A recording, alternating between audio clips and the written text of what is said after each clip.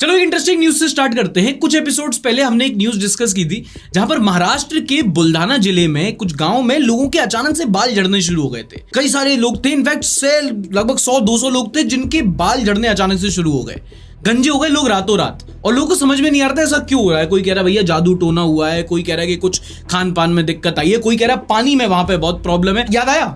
चलो याद दिला देता हूं। यहाँ पे सब लोग अपना सर मुड़वा रहे हैं क्योंकि गंजे होने की एक बीमारी का डर फैल गया है। 3-4 दिन में ही ये बीमारी असर करती है। पहले दिन थोड़ी खुजली होती है, दूसरे दिन बाल झड़ना शुरू होते हैं और तीसरे दिन तक व्यक्ति गंजा ही हो जाता है। कई सारे लोगों ने पता करने की कोशिश की कि बाल झड़ क्यों रहे। ICMR, एम्स सब ने अपनी स्टडी कंडक्ट की पर पता नहीं चल रहा था। अब रीजन पता चला है कि ये हो क्यों रहा था। ये हो रहा था वहां के गेहूं में हाई सेलेनियम कॉन्सेंट्रेशन की वजह से। सेलिना गोमेजी बोल दूं भाई? नहीं, सेलेनियम कॉन्सेंट्रेशन, ठीक है। अब ये होता क्या है, ये एक मिनरल है जो अगर उचित मात्रा में बॉडी में हो तो एक एंटीऑक्सीडेंट की तरह काम करता है, आपका मेटाबॉलिज्म में हेल्प करता है। लेकिन अगर जरूरत से ज्यादा मात्रा में आ जाए तो fever, headache, vomiting, diarrhoea, hair loss जैसी प्रॉब्लम होने लगती है। और ये पता लगाया डॉक्टर हिम्मतराव बवास्कर ने। ये एक पद्मश्री अवार्डी है और इनको जब पता चला कि लोगों के बाल झड़ रहे हैं तो इन्होंने अपनी रिसर्च की। लोगों के ब्लड सैंपल लिए, यूरिन सैंपल लिए, वहां के पानी का सैंपल लिया, जो खा रहे हैं लोग उस चीज के सैंपल लिए और पता लगाया कि ये इसलिए हो रहा है कि वहां पे जो गेहूं आता है, जो पीडीएस स्कीम से जो गेहूं बढ़ता है, उससे लोग रोटियां खा रहे हैं पर उस आटे में बहुत हाई कंसेंट्रेशन में सेलेनियम है। कितना?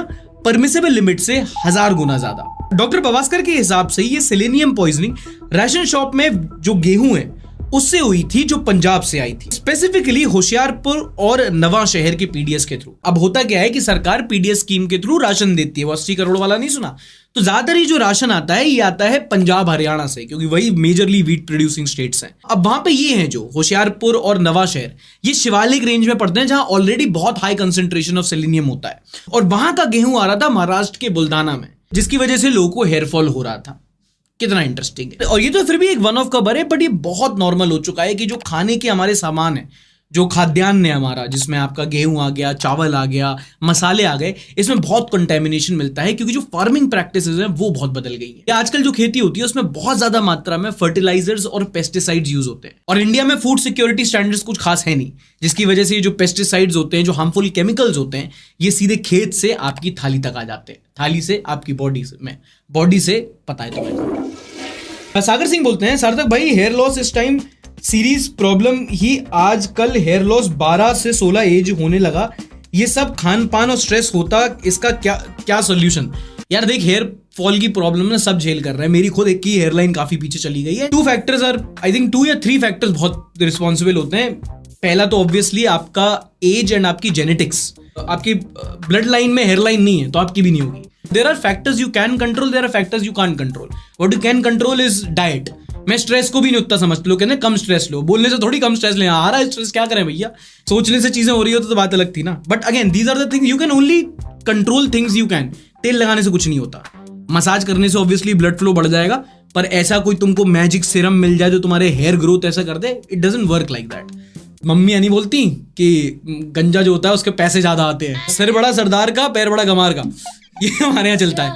हाँ, ये हमारे यहाँ चलता है। और ये होता है कि जिसका चांद बड़ा उसके पैसे आते हैं। मैं अगले दिन सुन के ही मैंने बस कट करवा लिया था। मैं कहा थोड़े ही आ जाए, कुछ नहीं आया भाई, पैसे 30 रुपए और चले गए मेरे। अगली खबर है कंटेंट क्रिएशन फील्ड से। डिजिटल ब्रॉडकास्ट बिल आने से पहले ही यूट्यूबर्स पर उसका असर दिखना शुरू हो गया है। हाल ही में एक यूट्यूबर का केस सामने आया जहां पर लाइक और सब्सक्राइब ना मिलने की वजह से उसकी आंखों में आंसू आ गए। इनफैक्ट हालत इतनी खराब हो गई कि लाइक मांगने के लिए बेचारे को भिखारी बन के अपनी ऑडियंस के सामने आना पड़ा। और आप विश्वास नहीं मानोगे, समाज इतना मतलबी है कि ऐसे में भी लोगों ने उसको अंगूठा नहीं दिया, ठेंगा दिखा दिया।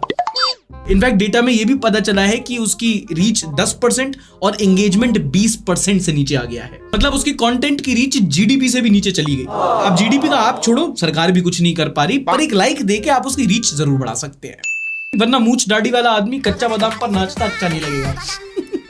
पर क्या करें, ऐसी वीडियो डिमोनेटाइज होती रहेगी तो नुकसान भी होता रहेगा। मैं मिलूंगा आपसे ऐसी ही एक और वीडियो के साथ। तब तक के लिए अपना ध्यान रखिए। Take care, tata, bye bye, शब्बा खैर, and don't forget to like, subscribe and share.